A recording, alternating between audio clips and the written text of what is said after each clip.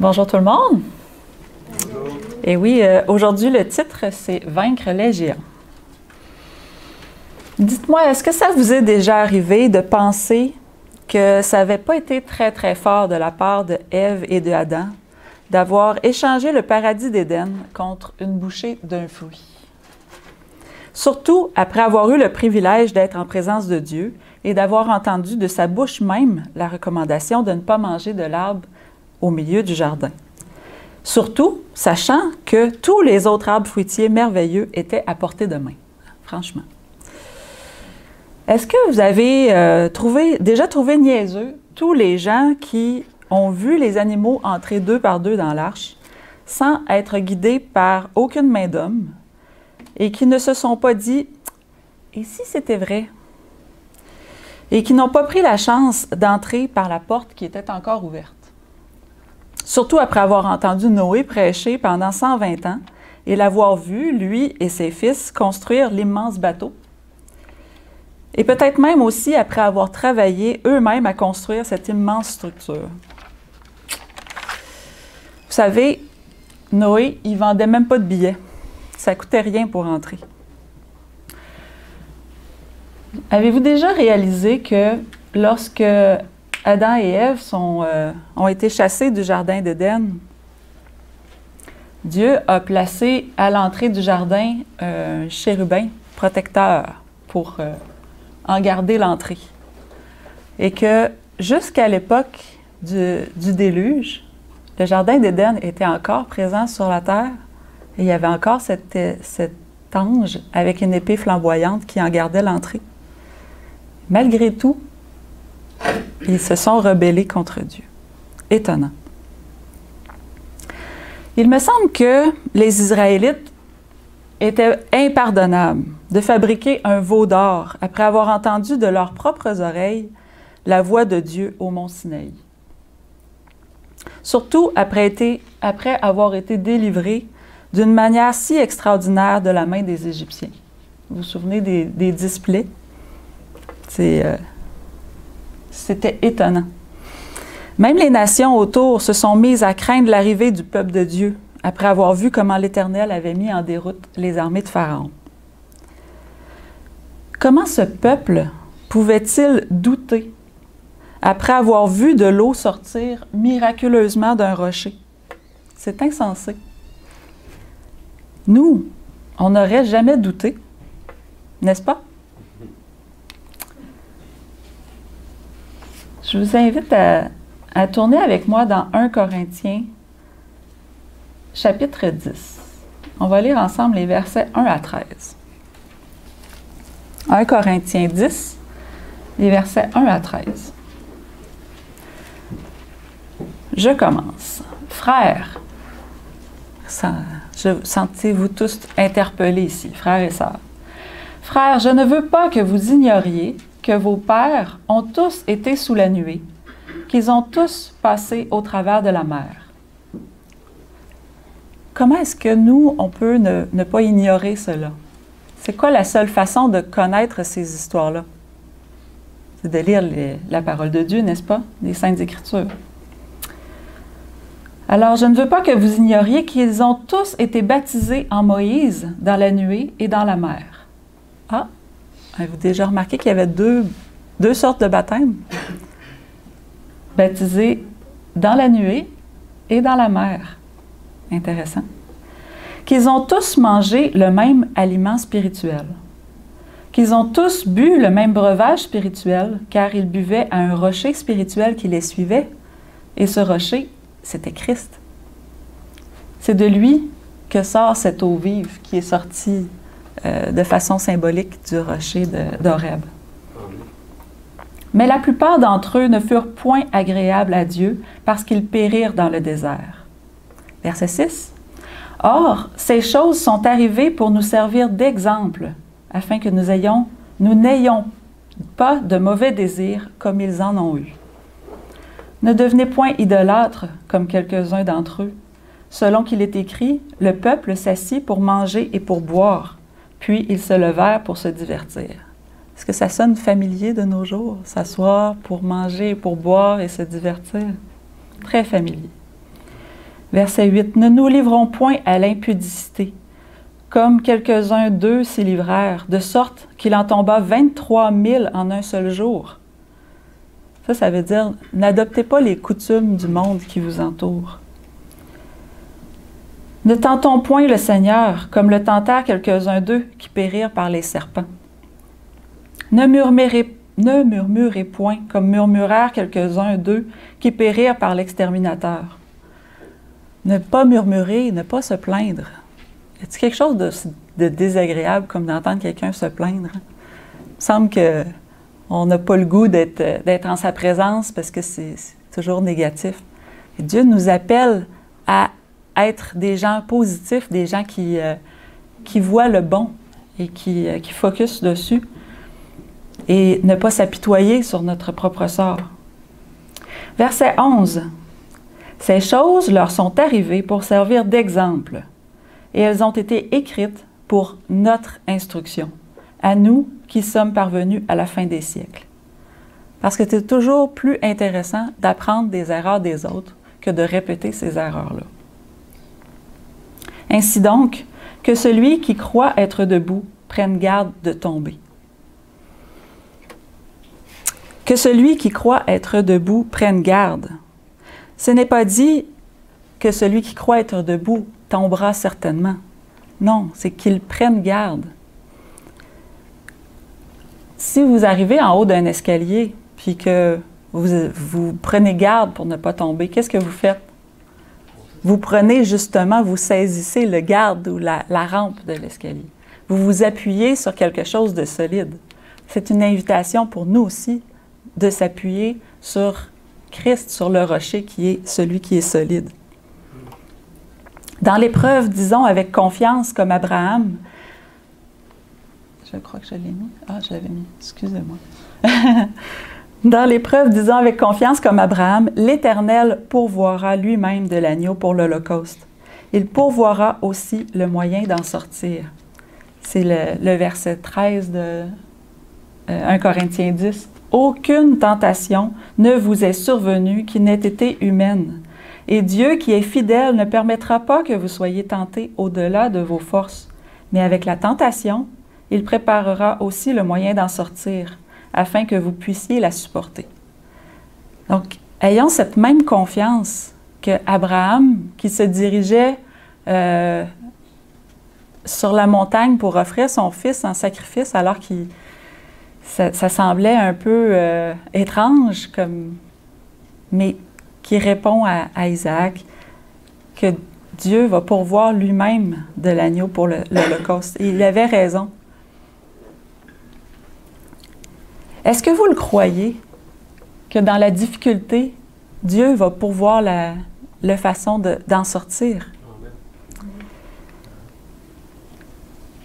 J'espère que vous le croyez, puis que lorsqu'il y a une épreuve qui va survenir, vous allez vous rappeler de garder toutes les promesses de Dieu dans votre esprit. Vous savez que Moïse avait demandé à Pharaon de laisser sortir le peuple pour aller adorer l'Éternel. C'était une genre de fête religieuse hors du pays, puis les Israélites étaient censés revenir en Égypte. Pharaon a probablement eu peur que les Israélites ne reviennent pas et qu'il perdrait sa main-d'œuvre bon marché. Alors, vous savez qu'il s'est opposé. Mais à force d'entêtement, le peuple est parti quand même, mais pour ne plus revenir. Pharaon perdit son armée, il perdit son fils, et son économie en a subi un dur coup. Le peuple d'Israël devait donc maintenant se trouver un autre lieu pour habiter. Dieu les guide alors vers Canaan, le pays de la promesse. 12 espions sont envoyés pour explorer le pays. De même pour nous, lorsque nous ouvrons la Bible pour la première fois pour explorer ce pays où coule le lait et le miel, mais tout est à découvrir, tout est à explorer. Des noms étranges, des chapitres, des versets, qu'est-ce que c'est? Ça n'existe pas dans d'autres livres. C'est pourquoi c'est parfois aussi difficile de s'y retrouver. Mais dans ce pays inconnu, il y a aussi des fruits merveilleux. La parole de Dieu nous révèle également nos géants, ces colosses qui nous font peur. Elle nous révèle combien notre caractère est différent de celui de Dieu. Lisons le rapport des espions dans Nombre au chapitre 13. Ce sont les versets 13, versets 25 à 33 de Nombre 13. Ils furent de retour de l'exploration du pays au bout de 40 jours. Donc, 40 jours à explorer le pays. À leur arrivée, ils se rendirent auprès de Moïse et d'Aaron et de toute l'assemblée des enfants d'Israël à Kadès, dans le désert de Paran. Ils leur firent un rapport, ainsi qu'à toute l'assemblée, et ils leur montrèrent les fruits du pays. On raconte qu'ils devaient être deux pour porter une grappe de raisin. Donc, les fruits étaient abondants et c'était un pays merveilleux tel que l'Éternel l'avait promis. Mais dans leur rapport, voici ce qu'ils racontèrent à Moïse. « Nous sommes allés dans le pays où tu nous as envoyés. À la vérité, c'est un pays où coule le lait et le miel, et en voici les fruits, comme promis par Dieu. Mais le peuple qui habite ce pays est puissant. Les villes sont fortifiées, très grandes. Nous y avons vu des enfants d'Anak, des géants. Les Amalécites habitent la contrée du Midi, les Hétiens, les Jébusiens et les Amoréens habitent la montagne, et les Cananéens habitent près de la mer et le long du Jourdain. » Ils ont vu un pays rempli d'ennemis, et ils ne voyaient pas même un petit endroit où ils pourraient s'installer. Parmi les 12 espions, il y en a 2 qui sont célèbres, ce sont Caleb et Josué. Ils étaient du nombre des 12. Et Caleb fit taire le peuple qui murmurait contre Moïse. On voit sur la première image ici la joie de rapporter des fruits du pays. Et sur l'autre, il y a comme de la chamaille, de la colère et des discussions assez vives. Donc Caleb fit taire le peuple qui murmurait contre Moïse. Il dit, « Montons, emparons-nous du pays, nous y serons vainqueurs. » C'est beau cette fougue, cette confiance en Dieu.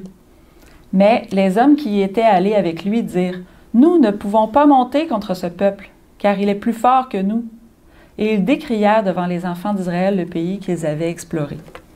Ils dirent, « Le pays que nous avons parcouru pour l'explorer est un pays qui dévore ses habitants. Tous ceux que nous y avons vus sont des hommes d'une haute taille. Nous y avons vu les géants, enfants d'Anak, et de la race des géants. Nous étions à nos yeux et aux leurs comme des sauterelles. » Est-ce qu'un pays dévorerait ses habitants? Qu'est-ce que... Les gens qui sont là ne sont pas dévorés. C'est de l'exagération complète. Et ils disent, tous ceux que nous y avons vus sont des géants. Pas vrai, il y avait seulement les enfants d'Anak qui étaient des géants. Il y a une exagération flagrante ici. Dans Nombre 14, versets 1 à 4, il est dit que toute l'assemblée éleva la voix et poussa des cris, et le peuple pleura pendant la nuit. Il était rempli d'un désespoir. Il pensait arriver dans un pays où est-ce que ce serait facile et comme si les autres peuples allaient se tasser pour leur laisser la place. Ils avaient une idée peut-être sûrement fausse de ce qui les attendait, mais le rapport qui leur a été donné, un rapport négatif, les a amenés dans un désespoir. Et tous les enfants d'Israël murmurèrent contre Moïse et Aaron. Ils dirent, « Que ne sommes-nous morts dans le pays d'Égypte, ou que ne sommes-nous morts dans ce désert? Pourquoi l'Éternel nous a-t-il fait aller dans ce pays où nous tomberons par l'épée, où nos femmes et nos petits-enfants deviendront une proie? Ne vaut-il pas mieux pour nous retourner en Égypte? » Quelle honte après la délivrance incroyable qu'ils avaient eue de l'Égypte, la sortie où est-ce qu'ils étaient triomphants et qu'ils s'en allaient vers vers la terre promise, ils souhaitent tout d'un coup retourner dans l'Égypte. C'est quelle insulte à Dieu. Et se dire l'un à l'autre, nommons-nous un chef et retournons en Égypte. Vous savez, dans Exode 20, lorsque l'Éternel introduit ses 10 commandements, il dit « Je suis l'Éternel, ton Dieu, qui t'ai fait sortir d'Égypte. » Et ensuite, il y a les 10 paroles, les 10 promesses de ce que Dieu veut faire en nous, de comment il veut nous libérer du péché, comme il a libéré le peuple d'Israël de l'Égypte. Donc, le lien, le rapport est très, très net entre l'Égypte et le péché. Et quand ils disent « Nous voulons retourner en Égypte », ils sont en train de rejeter Christ. Ils sont en train de rejeter son ministère de purification du péché. Ils veulent retourner en Égypte, le pays de l'esclavage. Ils veulent retourner dans le péché. Eh bien, la conclusion de cette grande conférence générale, le peuple ne croit pas que Dieu libérera le pays de ses géants. Il préfère retourner dans le désert. Ne croit pas les paroles de Caleb et de Josué, préfère se rallier à la majorité des fétistes qui ne croient pas en la puissance de l'Éternel. Le peuple prononce lui-même sa sentence. Il ira mourir dans le désert. Et toute cette génération n'habitera pas le pays de Canaan, sauf Caleb et Josué, qui ont eu confiance dans les promesses de Dieu. 40 ans plus tard, le peuple d'Israël revient aux frontières de Canaan. Fera-t-il maintenant confiance à Dieu pour combattre les géants? Josué est le chef de l'armée d'Israël. Mais son stratège, c'est le grand Michaël, le chef des armées de l'Éternel. Juste avant la première bataille, l'Éternel dit à Josué, il lui est apparu pendant que Josué marchait, peut-être à essayer de réfléchir à la stratégie. Jésus lui-même apparaît à Josué et lui dit « Vois, je livre entre tes mains Jéricho et son roi et ses vaillants soldats. » C'est toute une promesse que la ville va lui être livrée. Il lui dit même la stratégie, comment prendre Jéricho. Mais cette parole, cette promesse dite face à face entre Michaël et Josué, c'est seulement un rappel d'une promesse qui avait déjà été faite et que cette fois-là, elle avait été transmise par la bouche de Moïse. Dans Deutéronome 31, verset 23. L'Éternel donna ses ordres à Josué, il dit « Fortifie-toi et prends courage, car c'est toi qui feras entrer les enfants d'Israël dans le pays que j'ai juré de leur donner, et je serai moi-même avec toi. » La promesse ne datait pas d'hier, n'est-ce pas? Vous connaissez l'histoire de Jéricho, comment la ville est tombée alors qu'ils n'ont pas eu besoin de combattre ou de trouver comment aller défoncer les murs. Ce sont des anges qui ont fait tomber les murs de Jéricho. Parce que c'est pas à tourner autour d'une ville qu'on va faire tomber les murs une grande muraille d'une ville fortifiée comme Jéricho.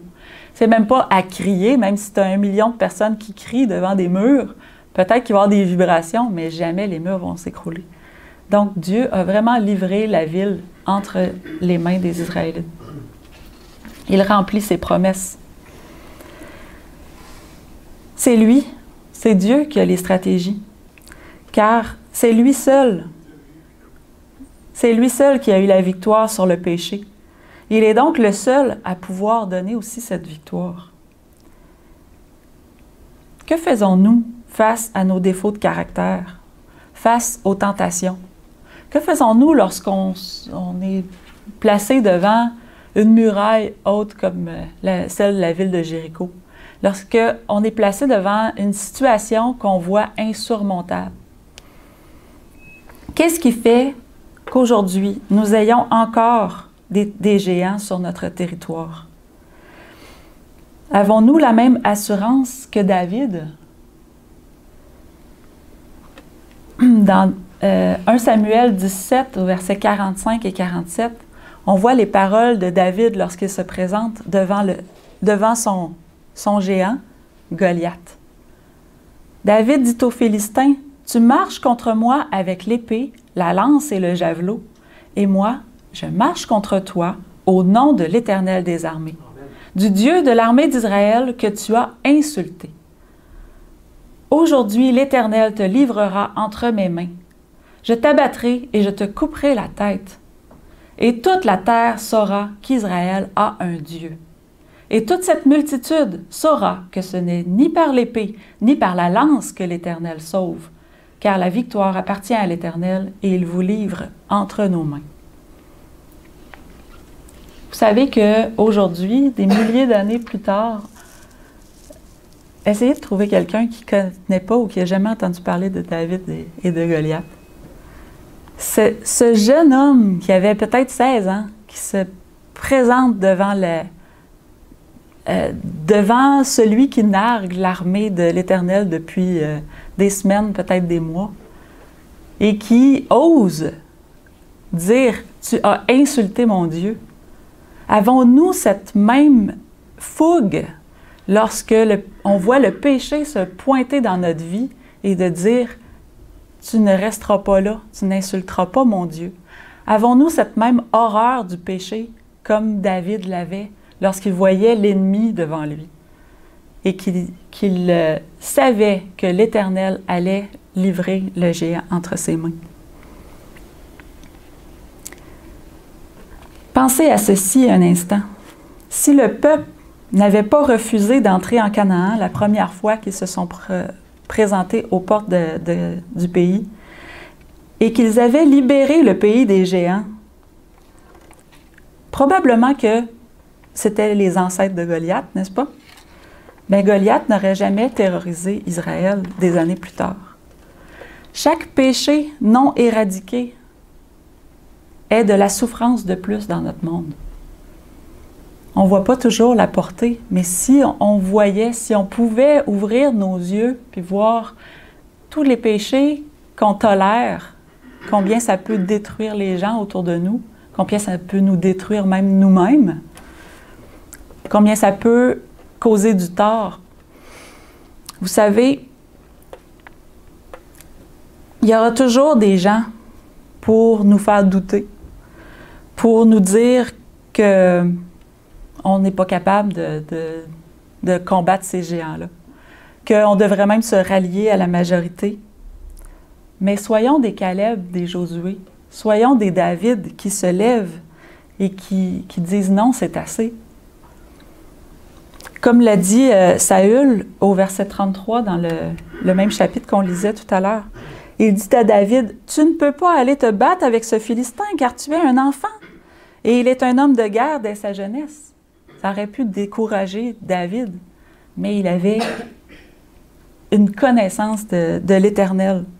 Il savait que Dieu délivrerait. Il ne savait pas exactement comment, mais il savait qu'il devait répondre à cet appel qu'il entendait, qu'il devait se présenter au combat. Puis faire ce que Dieu l'avait préparé au fil des années lorsqu'il était berger et qu'il défendait son troupeau. La seule façon de se battre qu'il connaissait, c'était avec sa fronde. Il s'est présenté devant un géant avec une minuscule pierre. Et c'est Dieu qui a envoyé un ange pour enfoncer la pierre dans le crâne du géant. Puis la victoire, oui, c'est la victoire de David, c'est la victoire du peuple d'Israël, mais c'est la victoire de Dieu qu'on voit à ce moment-là. Si on laisse des péchés dans notre vie, si on les tolère, peut-être alors que c'est parce qu'on a peur de demander de l'aide au moment où survient la tentation, parce qu'on sait trop bien que Dieu va nous délivrer, et que, dans le fond, on ne veut pas tout à fait en être délivré. On a des péchés qu'on trouve mignons. Vous savez, un bébé géant, c'est peut-être aussi cute qu'un bébé chat, mais le bébé géant ne restera pas bébé longtemps. Il va grandir et à un moment donné, nous serons à nos yeux comme des sauterelles devant lui. Il ne faut pas tolérer ce péché-là en pensant qu'on en a la maîtrise. Parce qu'à un moment donné, c'est lui qui va avoir la maîtrise sur nous. Il va nous empêcher d'avancer. Il va nous empêcher d'être complètement avec Dieu. Prions Dieu qu'il nous montre l'horreur et les conséquences de ce péché-là. Au départ, j'avais écrit « Priez Dieu qu'il vous montre l'horreur et les conséquences du péché ». Mais je l'ai corrigé dans mon texte, parce que c'est « Prions Dieu » tous ensemble pour qu'il nous montre l'horreur. Je m'inclus là-dedans. Je ne dis pas ici que je suis sans péché, mais je veux prendre position aujourd'hui pour avoir cette victoire-là et réclamer cette victoire-là. Vous savez, tout se joue au niveau de notre volonté. Dans la lettre 35, excusez-moi, c'est parce que j'ai vu c'est quoi qui s'en vient sur mon texte, là, puis vous allez comprendre tantôt. Mais je vais vous lire lettre 35 qui a été écrite en 1893 par Ellen White. Je vais le mettre un petit peu plus proche. Je vous l'ai mis ici. Quand vous avez cherché à connaître sa volonté, votre part dans l'action de Dieu consiste à croire que vous serez conduit, guidé et béni dans l'accomplissement de sa volonté. Nous pouvons nous méfier de nous-mêmes, de peur de mal interpréter ses enseignements. Mais faisons de cela un sujet de prière. Même de ce doute-là, faites-en un sujet de prière. Et ayons confiance, encore et encore, que son esprit nous conduira à interpréter correctement ses plans et l'action de sa providence. Tout est une question de volonté. Non pas ma volonté, mais la tienne, disait Jésus dans le jardin de Gethsémani. C'est la même chose à chaque jour. On ne ressent pas toujours qu'on est sur le point d'être amené à la croix et d'être vraiment dans un danger de mort. Mais chaque tentation qui se pointe devant nous, c'est la mort qui pointe son bout du nez. C'est la même chose. Et à chaque tentation, chaque décision, chaque choix qu'on a à faire, demandons à Dieu quelle est sa volonté dans notre vie. Et si on sent que c'est bien trop grand, c'est normal. Parce que Dieu ne nous demande pas de le faire par nos propres forces, mais il demande juste qu'on lui fasse confiance et qu'on se revendique de sa puissance. Lorsque je préparais ma prédication avec le titre « Vaincre les géants », j'ai fait une recherche sur Internet pour savoir s'il y avait d'autres prédications qui avaient le même titre ou quelque chose comme ça. Puis, j'ai vu quelque chose qui m'a rappelé des souvenirs. Je ne sais pas si vous connaissez ce film-là, qui s'appelle « Facing the Giants ». Est-ce qu'il y en a parmi vous qui l'ont déjà écouté? On l'a déjà écouté ensemble à la maison. C'est un film chrétien. C'est un film plutôt sportif, là, parce que ils doivent combattre l'équipe qui s'appelle les Géants. Là. En tout cas, c'est pas que c'est tant important, mais il y a dans ce film-là une scène qui est comme une scène mythique, une scène culte, une scène qui touche énormément. Puis, c'est le coach là, qui est à genoux à votre gauche, avec la casquette rouge, qui essaie de faire comprendre aux athlètes, les membres de son équipe, il essaie de les motiver pour qu'il n'y ait pas un esprit de défaite devant la force de l'équipe adverse qui a déjà tout gagné, puis que les autres sont donc bien pourris, puis qui ne gagnent jamais. Bon, je vous résume un peu le film, là. Puis, il y a un des jeunes hommes qui, lui, est comme un leader, mais un leader négatif dans son équipe. Alors, il fait un exercice avec lui pour lui montrer que c'est juste dans sa tête qui est faible. Puis, il lui bande les yeux, puis il lui demande de refaire un exercice qu'il avait fait avant, où est-ce qu'il avait échoué, et de prendre sur son dos un de ses coéquipiers et d'avancer tant de pas à quatre pattes. C'est un exercice qu'ils font au football. Et puis, moi, je ne peux pas regarder cette scène-là sans brailler. Puis même j'en parle, puis je suis émue parce que c'est une scène qui est faite, oui, dans le film pour être une scène touchante. C'est sûr qu'il y a une petite musique qui commence, puis il y a un momentum qui se bâtit.